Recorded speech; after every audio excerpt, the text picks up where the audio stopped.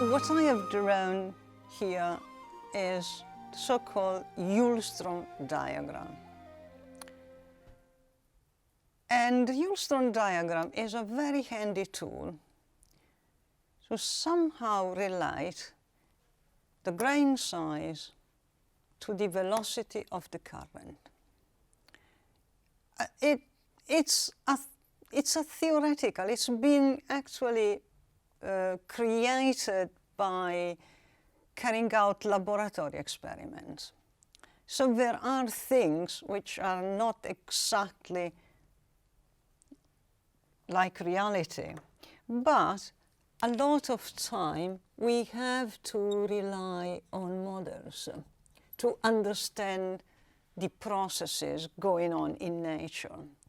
And remember that throughout the course, when I show you the reconstruction of sedimentary environments, how each sedimentary structure, for example, relates to a part of the environment, it's a model. I will show you model environments. It's in the field when we realize the complexity of nature. But if we don't have models in mind, we cannot explain things. So this is a model, but it's good to refer to it. What is it saying?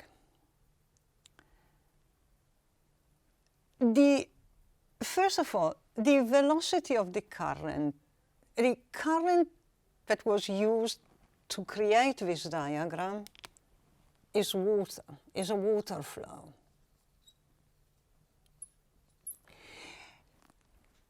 So things for wind, air, and ice are different. What it's telling us is that for this velocity, so this is the domain of deposition, the domain of transport, the domain of erosion.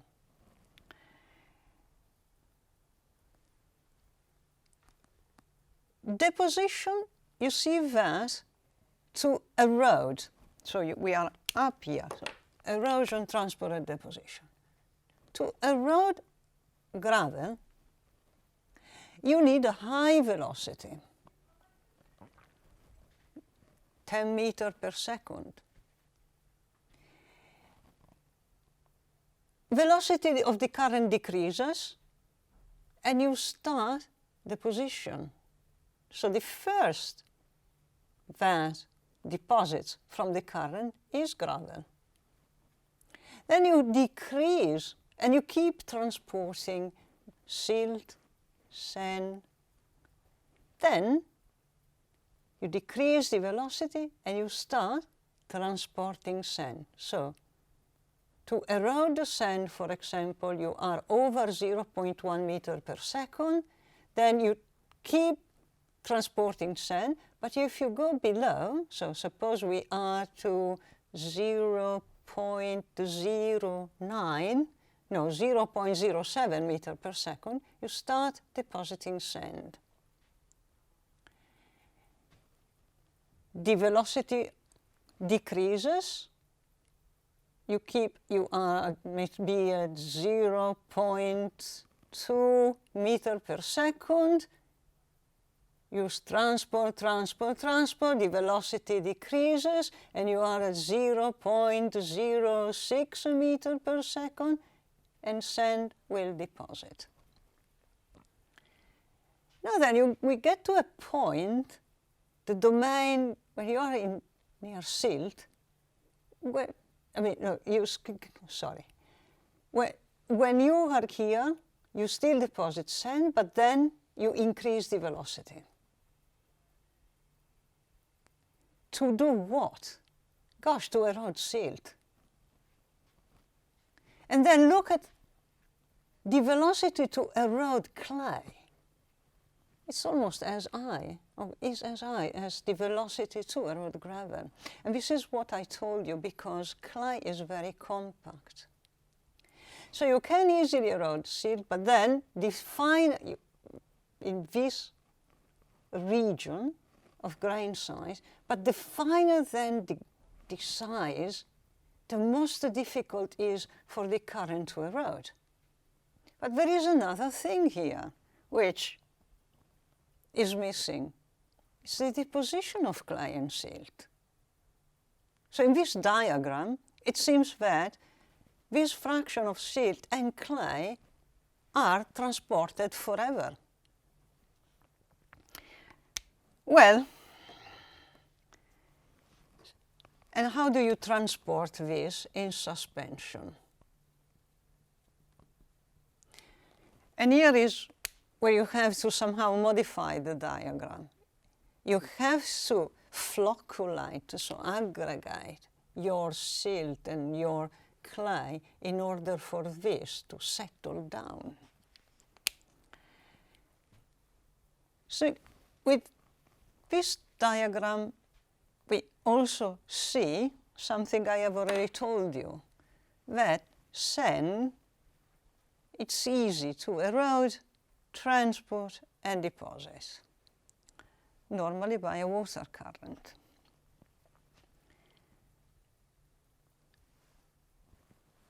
I need to check.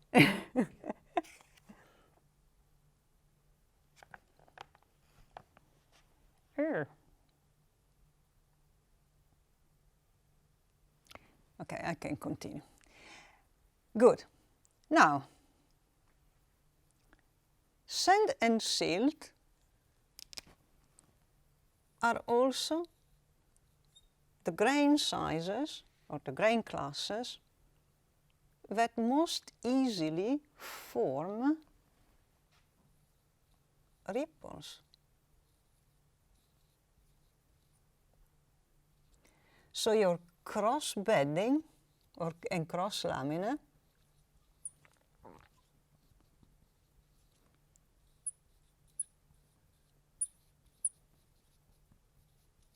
will be most common in rocks called sandstones and siltstone.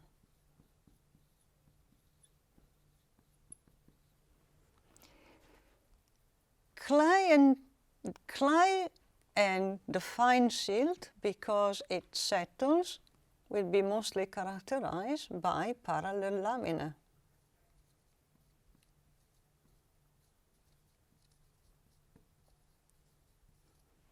All good.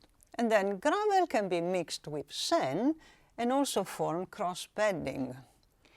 But, yeah, things are not so easy, because we go in the field and we are not going to see just the cross lamina and the cross beds.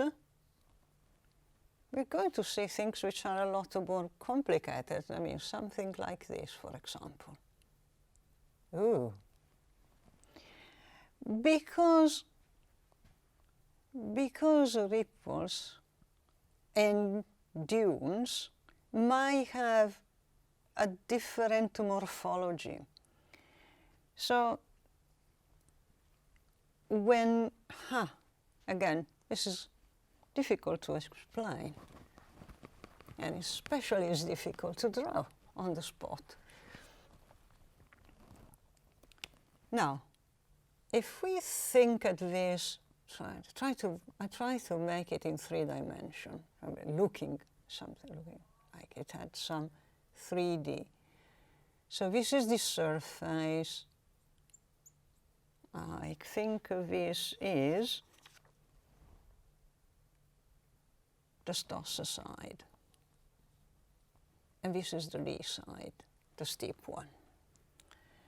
So here you have your sand. And generally, if we go in the field and we see dunes, you do not see them sliced like a piece of cake. What I've drawn here is a dune that is actually sliced as a piece of cake. So the internal structure of the dune should look like this, with your cross beds. So this is your surface today with your grain flows like this. And you don't see the cross bed here. You just see some grain flows. That's it. And you can see the ripples on top of the dunes. But what if it slices this way? You're not going to see any more the crossbed. You're going to see something different. Maybe just some parallel surfaces. And you slice the ripple, and again, it will look like a parallel surface. But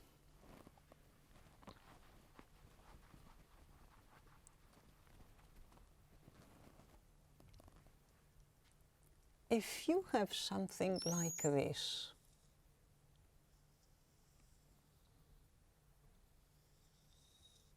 so now this, let's suppose this is your dune, and I'm looking at it from outside, from above.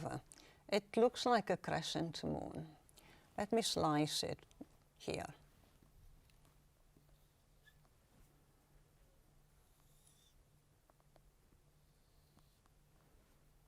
Again,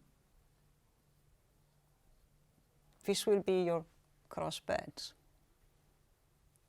But if I look at the other way, then it might look like this, seeing in front.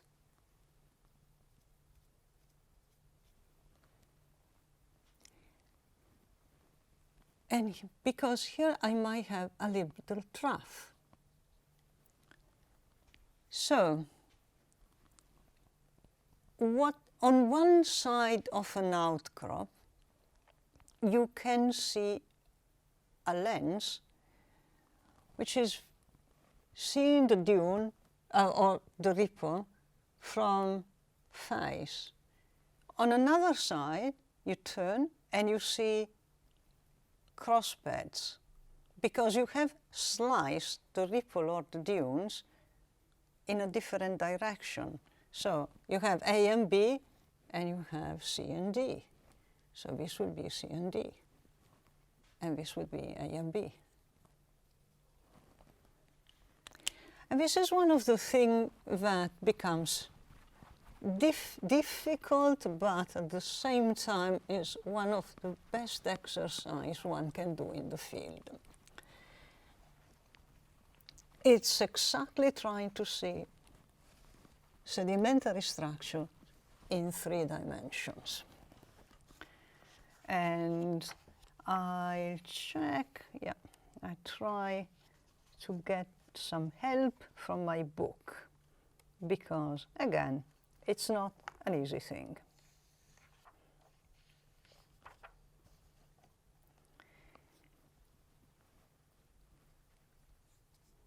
What we are going to construct is called a block diagram.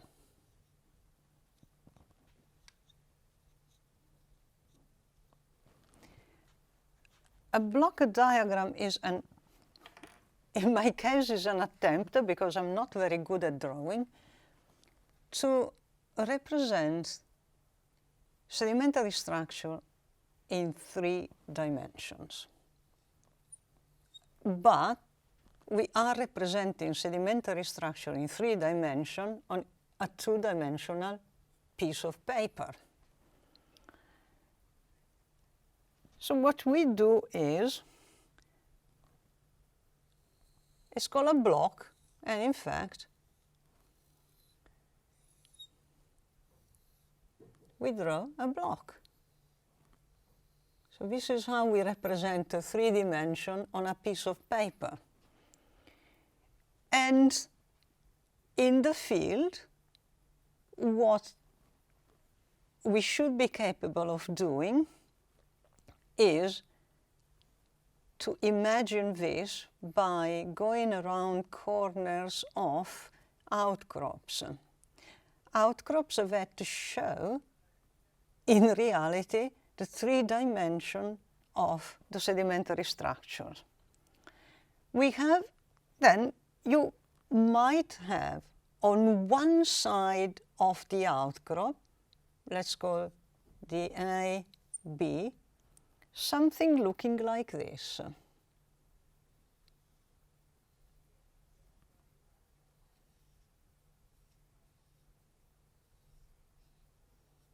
With your lenses, a little bit of conglomerate, a little bit of sand, a little bit of conglomerate, and a little bit of sand. And all this may be sand. Oh, here another one.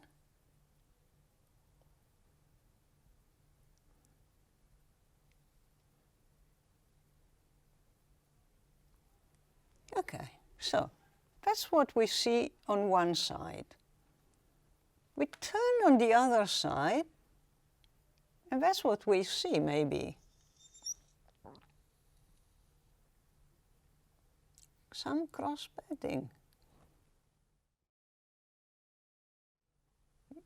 The pebbles and the sand. So, this is the way you actually see larger structure like what is called trough cross-bedding. So these are trough created by what? If the feature is larger than a meter, is created by dune or sandbars. So suppose this is 3 meters. So we know we can have bars or dunes. Note, if there is conglomerate, these dunes are not aeolian. It's not the wind. So you start thinking like, conglomerate, let's look at this, gravel, water, and, well, high velocity, okay? So, how are these bars? Why are they like this? Because of this trough. So, the fact is that they are complex. So they look like this. And this is seen from above. It's like a crescent. So this is a scar. A little tiny scar. They look, okay, like this. This is the crest, this is the lee side, this is the starter side, and they are irregular. They are crescent, they are not straight. So, seen from above, these are your dunes, like crescent dunes. Seen from the flank, okay, that's what they look like. So that's the reason why you have your cross stratification on this side, because they advance this way. This is the direction of the current. And seeing from this side, they have this sort of smiling face feature. Because this is a trough. And so, if you put it like here, it would look like a lens with the big, larger clast at the bottom and the finer one at the top. I hope it's relatively clear. What I mean is, I've drawn a relatively decent block diagram with an AB, an AC, and an AD side. So we have, let's call it A, B, and C axis, okay? So I have 3 axes. In the block diagram is showing you that if you take a sedimentary environment in space and time. So this dimension is time, and this dimension is space. You see how it changed through time. It could be 10 years, it could be 10,000 years, it could be 100,000 years. We don't know. We would have to have some radiometric clock or some fossil to give us the date. But by building a cross diagram, the most important thing is your observation that by going around the corners, a sedimentary structure that looked like ripples cross laminae. On the other side, it's called trough cross bedding.